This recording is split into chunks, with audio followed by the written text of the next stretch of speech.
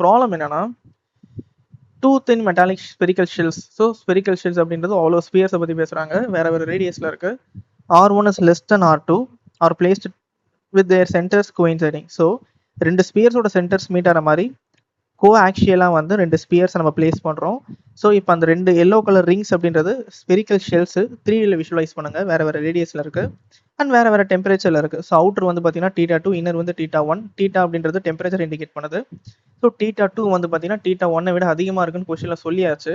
So இப்போ இந்த ரெண்டு கான்சென்ட்ரிக் ஷெல்ஸுக்கு நடுவில் ஒரு மெட்டீரியலை நம்ம பிளேஸ் பண்ணுறோம். இந்த மெட்டீரியலோட தெர்மல் கண்டக்டிவிட்டி கே, ரைட்டுங்களா? ஸோ தெர்மல் கண்டக்டிவிட்டி அப்படின்றத நான் என்னன்னு சொல்கிறேன்.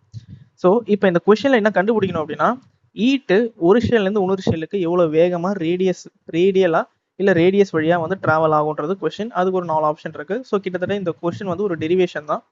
ஸோ பட் லாஜிக்கலாக let us try to derive, ரைட்டுங்களா? ஸோ θ2 இஸ் கிரேட்டர் தன் θ1 நம்மளுக்கு தெரியும். ஈட் எப்பயுமே வந்து ஒரு அதிகமான டெம்பரேச்சர்லேருந்து ஒரு கம்மியான டெம்பரேச்சருக்கு தான் ஃப்ளோ ஆகும். ஸோ இப்போ ஒரு சூடான ஒரு ஹாட் கப் ஆஃப் காஃபியை ஒரு டேபிளில் பிளேஸ் பண்ணீங்க அப்படின்னா, கப்பில் இருந்து தான் ஈட்டு அட்மாஸ்பியருக்கு எனக்கு ட்ராவல் ஆகும். நீ கப்பில் இருக்க ஈட்டை கம்பேர் பண்ண போது, அதாவது டெம்பரேச்சர் கம்பேர் பண்ண போது சரௌண்டிங் டெம்பரேச்சர் கம்மி.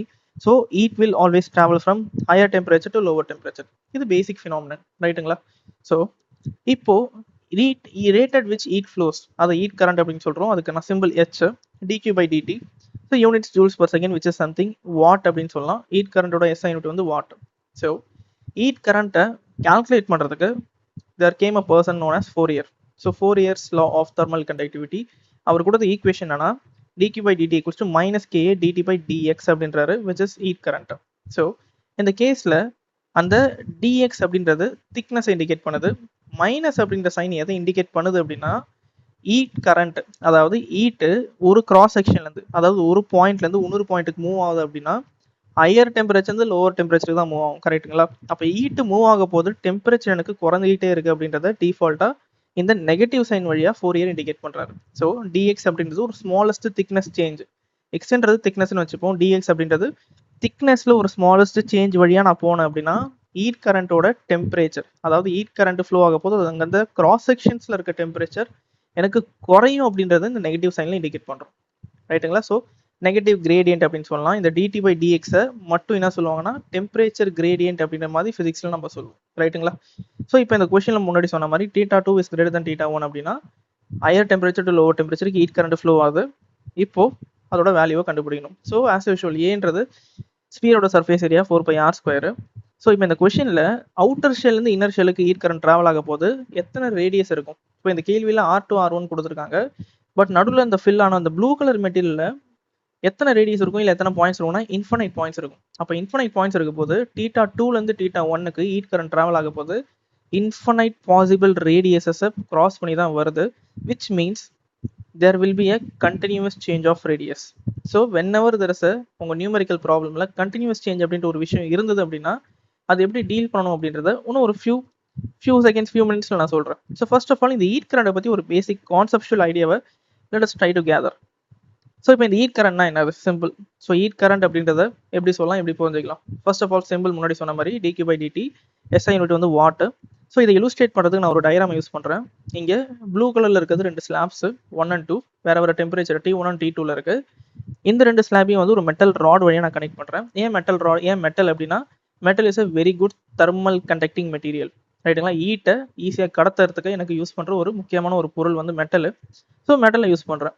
ஏன்றது cross section area of the solid slab. ரெண்டுத்துக்கும் எனக்கு ரெண்டு சிமிலர் ஸ்லாப்ஸ், டெம்பரேச்சர் மட்டும் வேறு வேறு. ஃபார் எக்ஸாம்பிள் இங்கே 100 and 0 டிகிரி செல்சியஸ் நம்ம எடுத்துருக்கோம், ரைட்டுங்களா?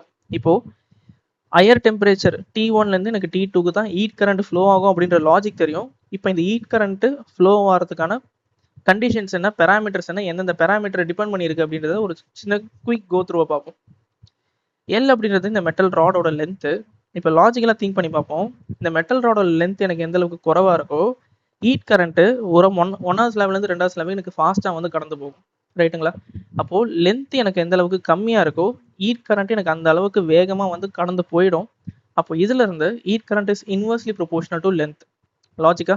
அதே மாதிரி இப்போ டெம்பரேச்சர் டிஃபரன்ஸ் வந்து இந்த கொடுத்த டயக்ராம்ல 100 degree Celsius and 0 degree Celsius இருக்கு. அப்போ temperature difference is 100 degree Celsius. இப்போ இந்த 100 டிகிரி செல்சியஸுக்கு எனக்கு ஒரு ஹீட் கரண்ட் வேல்யூ இருக்கும். H அப்படின்ற மாதிரி ஒரு வேல்யூ, ஒரு நம்பர் இருக்கும். H ஜூல்ஸ் பர் செகண்ட் அப்படின்னு ஒரு ஆன்சர் இருக்கு.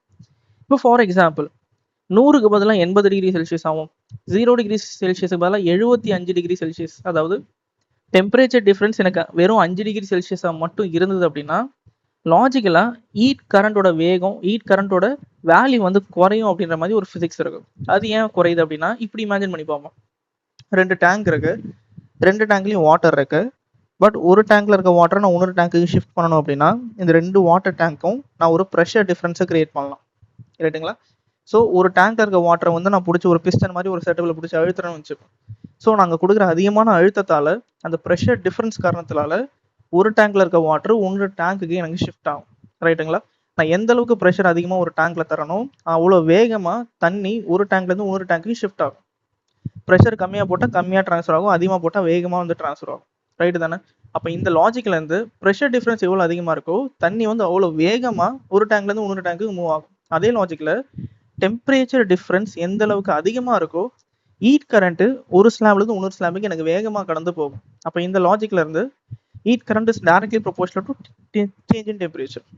ரைட்டுங்களா? So final point cross sectional area. இப்போ ஒரு கிராஸ் செக்ஷனல் ஏரியாவில் இப்போ நான் இங்கே கொடுத்த ஸ்லாப் அப்படின்றது ஒரு சாலிட் மெட்டீரியல். சாலிட்னா கம்ப்ளீட்லி ஃபில்டு வித் மெட்டீரியல். அதில் இருக்க ஒரே ஒரு கிராஸ் செக்ஷன் எடுத்தீங்கன்னா ஃபார் எக்ஸாம்பிள் அதில் ஒரு 100 ஆட்டம்ஸ் அண்ட் மாலிகுல்ஸ் இருக்குன்னு வச்சுப்போம். தெர்மல் கண்டக்டிவிட்டியில் இந்த 100 ஆட்டம்ஸ் அண்ட் மாலிகுல்ஸோட வைப்ரேஷன் தான் அடுத்த கிராஸ் செக்ஷனில் இருக்க மாலிகுல்ஸை வந்து வைப்ரேட் பண்ணி டிஸ்டர்ப் பண்ணி ஹீட் ட்ரான்ஸ்ஃபர் நடக்கும். ரைட்டுங்களா? ஸோ இதான் பேசிக் ஃபினாமினன். ஸோ இப்போ ஏ அப்படின்ற கிராஸ் செக்ஷனை நான் ஏ டேஷாக மாற்றுறேன், அதிகப்படுத்துறேன் அப்படின்னா 100 ஆட்டம்ஸ் இருக்க இடத்துல எனக்கு ஃபார் எக்ஸாம்பிள் ஒரு 1000 ஆட்டம்ஸ் இருக்குன்னா அந்த 1000 ஆட்டம்ஸோட வைப்ரேஷனு எக்ஸாக்டாக அடுத்த இருக்க 1000 ஆட்டம்ஸோட வைப்ரேஷன் அண்ட் மோஷனை டிஸ்டர்ப் பண்ணி ஹீட் கரண்ட்டை எனக்கு பாஸ் பண்ணுறதுக்கு ஹெல்ப்ஃபுல்லாக இருக்கும். அப்போது 1000 ஆட்டம்ஸ் 100 ஆட்டம்ஸ்லேருந்து எனக்கு அதிகமான நம்பர் ஆஃப் ஆட்டம்ஸோட வைப்ரேஷன் இருந்தது அப்படின்னா ஹீட் கரண்ட்டு எனக்கு வேகமாக ஒரு கிராஸ் செக்ஷனில் ட்ராவல் ஆகும். ஸோ அப்போ இந்த லாஜிக்கில் இருந்து heat current is directly proportional to cross sectional area. இப்போ இங்கே இருக்க எல்லா பாயிண்ட்டையும் கனெக்ட் பண்ணோம் அப்படின்னா heat current is directly proportional to A delta T by L. இங்கே இருக்க ப்ரொபோர்ஷனலை தூக்கிட்டு கான்ஸ்டன்ட் ஆட் பண்ணால் அந்த கான்ஸ்டன்டோட பேர் தான் thermal conductivity of the given material. So ஒரு பொருளுக்கும் இந்த கே வேல்யூ மாறும். ரைட்டுங்களா? ஸோ இதான் basic phenomenon and physics behind the heat current. ரைட்டுங்களா? So now moving to the problem. So இந்த ப்ராப்ளம்ல முன்னாடி பார்த்த மாதிரி θ2 டு θ1க்கு டெம்பரேச்சர் மாறுது, ஹீட் கரண்ட் ஃப்ளோ ஆகுது. ஹீட் கரண்ட் ஃப்ளோ ஆகிற அந்த பாதையில் எனக்கு ரேடியஸ் மாறிட்டே இருக்குது. அந்த ப்ளூ கலர் பாயிண்ட்ஸில் வந்து பார்த்தீங்கன்னா எனக்கு எக்ஸாக்டாக இந்த இடத்துல ஒரு ரேடியஸ் இருக்கும், இந்த இடத்துல ஒரு ரேடியஸ் இருக்கும், இந்த இடத்துல ஒரு ரேடியஸ் இருக்கும். கண்டினியூஸாக எனக்கு ரேடியஸ் மாறிட்டே இருக்குது. So whenever there is a continuous change இருந்தது அப்படின்னா ஃபிசிக்ஸில் எப்பயுமே போய் நம்ம யார் காலில் விழுந்து ஆன்சர் கேட்போம்னா கால்குலஸ். ஸோ கால்குலஸ் வந்து ஈஸியாக எனக்கு பதில் சொல்லிடும். ஸோ கால்குலஸை வச்சு இந்த கொஸ்டின் எப்படி டீல் பண்ணலாம் அப்படின்னா கேள்வியில் லாஜிக்கலாக பாருங்கள், θ1 θ2 அப்படின்றது எனக்கு டெம்பரேச்சர் லிமிட்ஸ். அதிகமான டெம்பரேச்சர் θ2, கம்மியான டெம்பரேச்சர் θ1. அதே மாதிரி ரேடியஸ் கொடுத்துருக்காங்க R1 அண்ட் R2. ஸோ இந்த மாதிரி θ அண்ட் R அப்படின்றது எனக்கு லிமிட்ஸ் அப்படின்னா கொஷினில் இதை லிமிட்ஸாக நம்ம ட்ரீட் பண்ணி இன்டகிரேஷன் வச்சு சால்வ் பண்ணலாம். So h equals to KA dt by dr, dx நான் dr எடுக்கிறேன் சின்ஸ் எனக்கு இங்கே ரேடியஸாக மாறிட்டு இருக்கு. ரைட்டுங்களா? அப்போ இதுல இருந்து ஆஸ் யூஷுவல் ஏன்றது 4πr² சப்ஸ்டியூட் பண்ணுவோம், dt by drன்னு வரும். ஸோ இப்போ இந்த கேஸில் ஆர் டேர்ம்ஸ்லாம் ஒரு சைடில் எடுத்துகிட்டு போங்க, டெம்பரேச்சர் டேர்ம்ஸ்லாம் அதர் சைடில் மெயின்டைன் பண்ணுங்கள். லிமிட்ஸை சப்ஸ்டியூட் பண்ணுவோம். இனிஷியல் லிமிட் வந்து R2 வந்து R1க்கு மூவ் ஆகுது. ஏன்னா θ2 இஸ் கிரேட்டர் than θ1 கொஸ்டினில் கொடுத்துருக்காங்க.